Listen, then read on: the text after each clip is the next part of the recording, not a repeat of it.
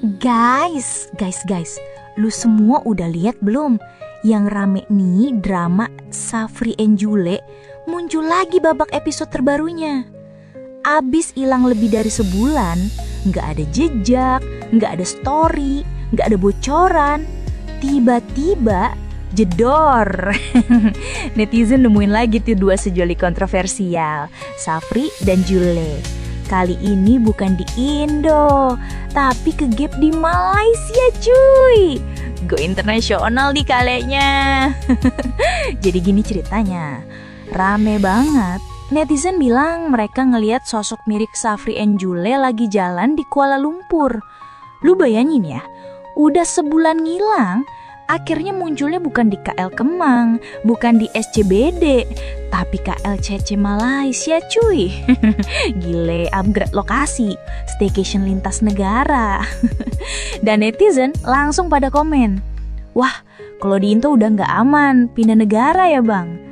Fix go internasional, mungkin next stop ke Thailand.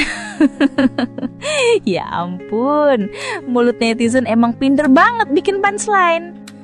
Nah, yang lucu nih ya, netizen kita tuh bener-bener netizen Konoha.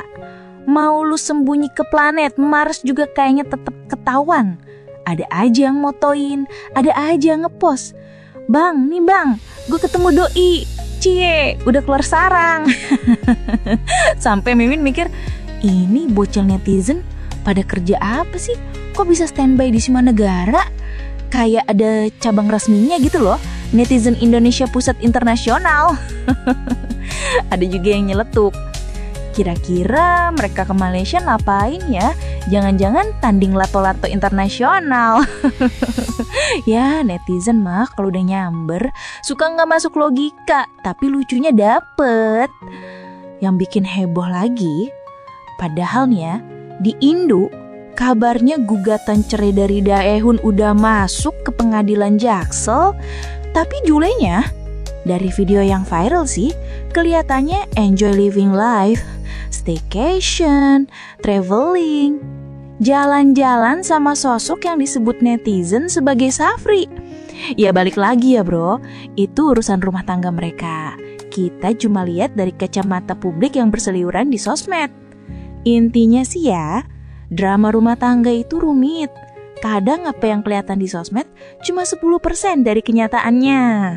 Buat netizen, nonton boleh, komen boleh, tapi jangan sampai ngegas. Hidup orang itu bukan sinetron FTV bro. Semua punya jalan masing-masing. Jadi gitu guys update terbarunya. Setelah hilang sebulan, akhirnya muncul juga. Bukan di Indo, tapi di Malaysia.